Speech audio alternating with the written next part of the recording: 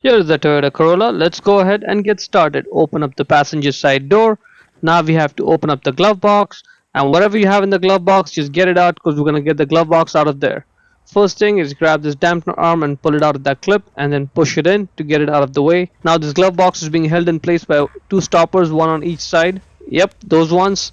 We need to squeeze them inside and then at the same time pull the glove box downwards. In and down on each the sides, and the glove box should just drop right out.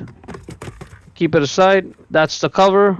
On the right side, there's clips. Just squeeze the clips, and now at an angle, get this cover out. That's the tray for the cabin air filter. Just slide it right out, and that's the filter. Squeeze the filter and get it out. It's flexible, so it'll come right out. Now this is the top side, that's the dirty side. As you can see, all the dirt is trapped over there. The bottom side is the clean side. So outside air comes from the top, all the dirt gets trapped there. That way when you pull the filter out, all the dirt that's on the top stays on the filter and comes out. Check the link in the description to buy the new one from Amazon for yourself. And get the new filter into this tray and make sure it's being held in place by those 4 retaining clips. And slide this back into the housing.